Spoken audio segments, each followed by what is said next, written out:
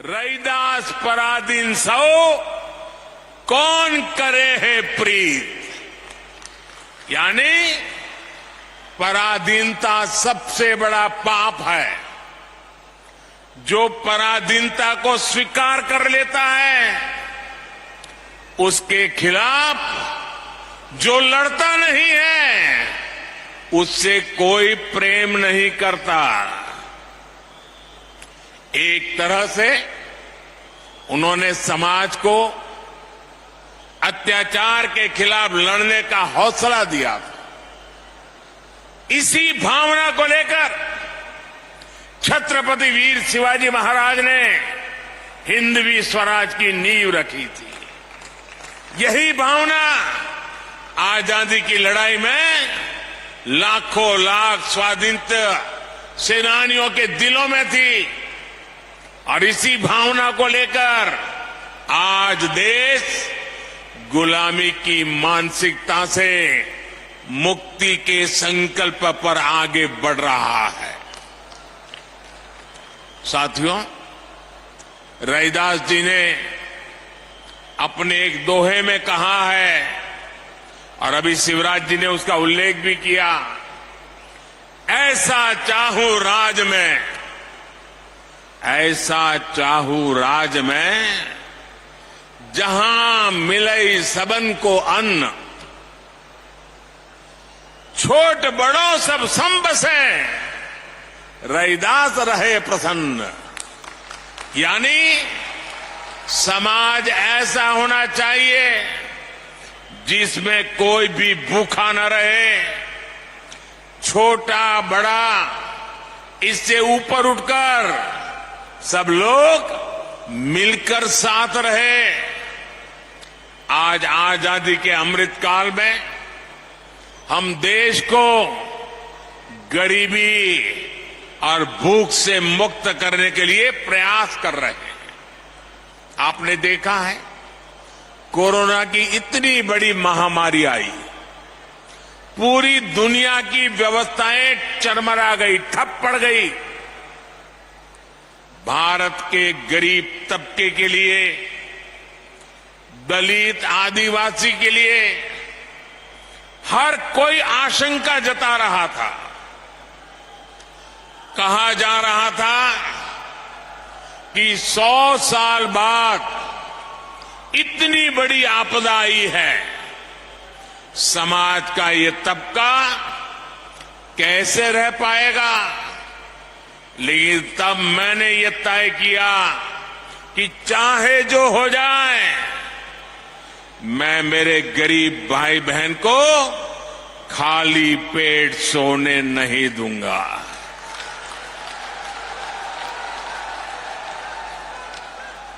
दोस्तों, मैं भली भांति जानता हूं कि भूखे रहने की तकलीफ क्या होती है।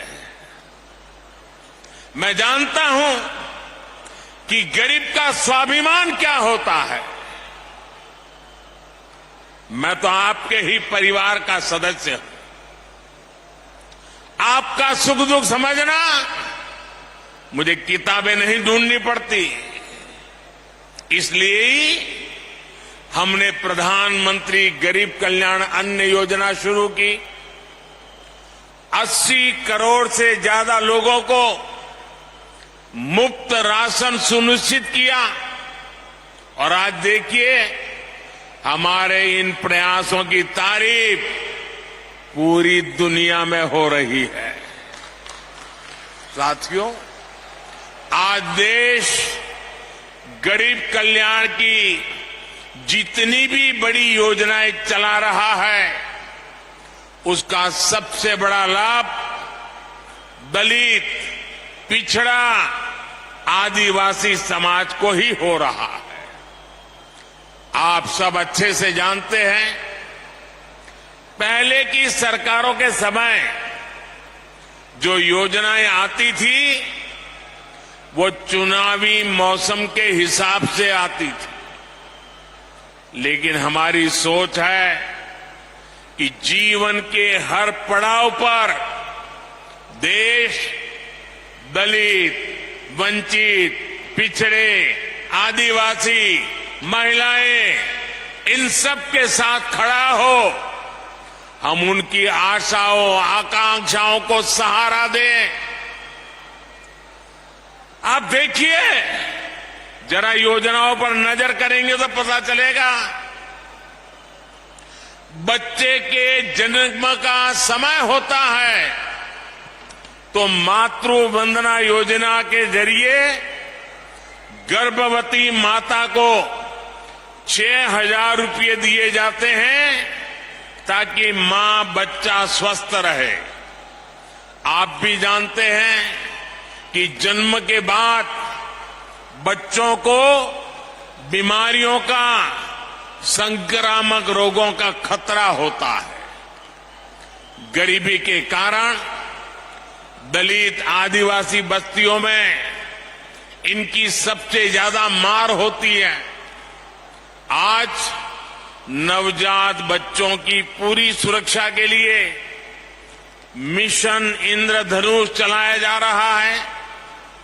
बच्चों को सभी बीमारियों से बचने के लिए टीका लगे, ये चिंता सरकार करती है।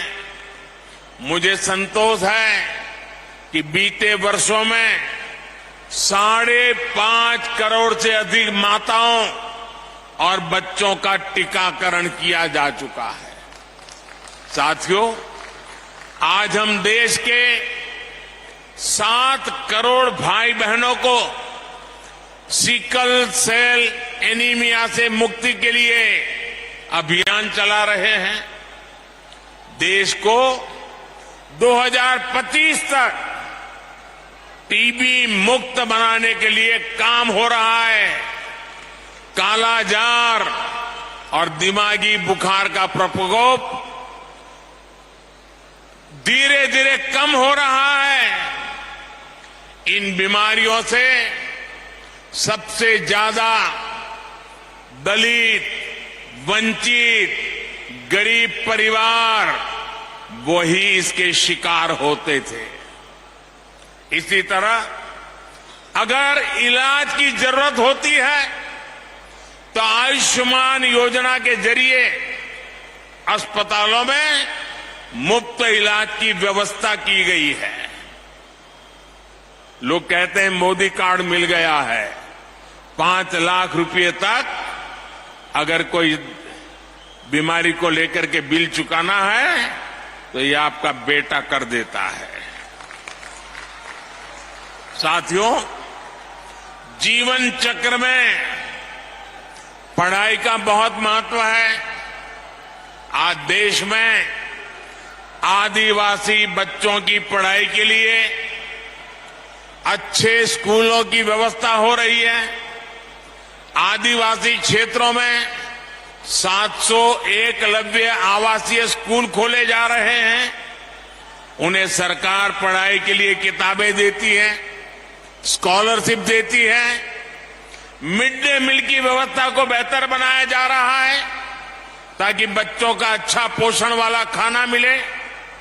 बेटियों के लिए सुकन्या समृद्धि योजना शुरू की गई है ताकि बेटियां भी बराबर से और बराबरी से आगे बढ़े। स्कूल के बाद हायर एजुकेशन में जाने के लिए SC, ST, OBC युवा युवतियों के लिए अलग से स्कॉलरशिप की व्यवस्था की गई है। हमारे युवा आत्मनिर्भर बने, अपने सपनों को पूरा कर सके, इसके लिए मुद्रा लोन जैसी योजनाएं भी शुरू की गई हैं। मुद्रा योजना के अब तक जितने लाभार्थी हैं उनमें बड़ी संख्या में SC, ST समाज के ही मेरे भाई बहन हैं और सारा पैसा बिना गारंटी दिया जाता है। साथियों, SC, ST समाज को ध्यान में रखकर हमने स्टैंड अप इंडिया योजना भी शुरू की थी। स्टैंड अप इंडिया के तहत SC, ST समाज के युवाओं को 8,000 करोड़ रुपए की आर्थिक सहायता मिली है। 8,000 करोड़ रुपए ये हमारे SC, ST समाज के नौजवानों के पास गए हैं। हमारे बहुत से आदिवासी भाई बहन वन संपदा के जरिए अपना जीवन यापन करते हैं, उनके लिए देश वन धन योजना चला रहा है। आज करीब 90 वन उत्पाद को एमएसपी का लाभ भी मिल रहा है। इतना ही नहीं, कोई भी दलित, वंचित, पिछड़ा बिना घर के न रहे।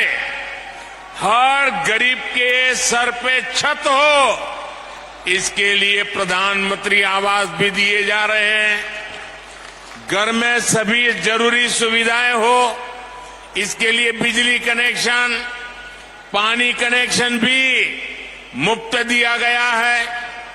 इसका परिणाम है कि एसटी, एसटी समाज के लोग आज अपने पैरों पर खड़े हो रहे हैं। उन्हें बराबरी के साथ समाज में सही स्थान मिल रहा है। साथियों, सागर एक ऐसा जिला है जिसके नाम में तो सागर है ही, इसकी एक पहचान 400 एकड़ की लाखा बंजारा झील से भी होती है। इस धरती से लाखा बंजारा जैसे वीर का नाम जुड़ा है। लाखा बंजारा ने इतने वर्ष पहले पानी की अहमियत को समझा था, लेकिन जिन लोगों ने दशकों तक देश में सरकारें चलाई, उन्होंने गरीबों को पीने का पानी पहुंचाने की जरूरत भी नहीं समझी। ये काम भी जल जीवन मिशन के जरिए हमारी सरकार जोरों पर कर रही है। आज दलित बस्तियों में, पिछड़े इलाकों में, आदिवासी क्षेत्रों में पाइप से पानी पहुंच रहा है। ऐसे ही लाखा बंजारा की परंपरा को आगे बढ़ाते हुए हर जिले में 75 अमृत सरोवर भी बनाए जा रहे हैं। ये सरोवर आजादी की भावना का प्रतीक बनेंगे, सामाजिक समरसता का केंद्र बनेंगे।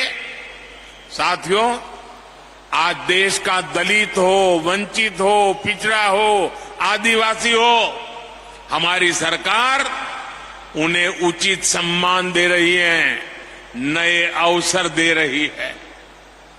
न इस समाज के लोग कमजोर हैं, न इनका इतिहास कमजोर है। एक से एक महान विभूतियां समाज के इन वर्गों से निकल कर आई हैं। उन्होंने राष्ट्र के निर्माण में असाधारण भूमिका निभाई है। इसलिए आज देश इनकी विरासत को भी गर्व के साथ सहेज रहा है। बनारस में संत रविदास जी की जन्मस्थली पर मंदिर का सौंदर्यीकरण किया गया। मुझे खुद उस कार्यक्रम में जाने का सौभाग्य मिला। यहां भोपाल के गोविंदपुरा में जो ग्लोबल स्किल पार्क बन रहा है, उसका नाम भी संत रविदास के नाम पर रखा गया है। बाबा साहब के जीवन से जुड़े प्रमुख स्थानों को भी पंच तीर्थ के रूप में विकसित करने का जिम्मा हमने उठाया है। इसी तरह आज देश के कई राज्यों में जनजातीय समाज के गौरवशाली इतिहास को अमर करने के लिए म्यूजियम बन रहे हैं। भगवान बिरसा मुंडा के जन्मदिन को देश ने जनजातीय गौरव दिवस के रूप में मनाने की परंपरा शुरू की है। मध्य प्रदेश में भी हबीबगंज रेलवे स्टेशन का नाम गौंड समाज की रानी कमलापति के नाम पर रखा गया है। पाताल पानी स्टेशन का नाम टंटिया मामा के नाम पर किया है। आज पहली बार देश में दलित, पिछड़ा और आदिवासी परंपरा को वो सम्मान मिल रहा है जिसके ये समाज के लोग हकदार थे। हमें सबका साथ, सबका विकास, सबका विश्वास और सबका प्रयास के इसी संकल्प को लेकर आगे बढ़ना है। मुझे भरोसा है देश की इस यात्रा में संत रविदास की शिक्षाएं हम सब देशवासियों को एकजुट करती रहेगी। हम साथ मिलकर बिना रुके भारत को विकसित राष्ट्र बनाएंगे। इसी भावना के साथ आप सभी को बहुत बहुत धन्यवाद, बहुत बहुत शुभकामनाएं। धन्यवाद। बहुत बहुत धन्यवाद माननीय प्रधानमंत्री जी। आपके संबोधन ने हमारे समृद्ध इतिहास का संज्ञान लेते हुए न केवल हमारी समृद्ध सांस्कृतिक विरासत को संरक्षित करने के महत्व को रेखांकित किया, बल्कि हमारे विविध समाज में एकता समावेशिता को भी बढ़ावा देने की आवश्यकता पर जोर दिया। देवी सज्जनों, एक बार हाथ ऊपर कर माननीय प्रधानमंत्री जी का तालियों के साथ पुनः आभार व्यक्त करते हैं।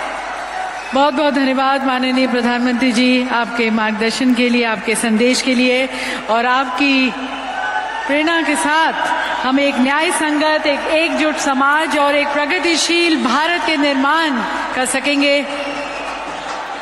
प्रधानमंत्री जी।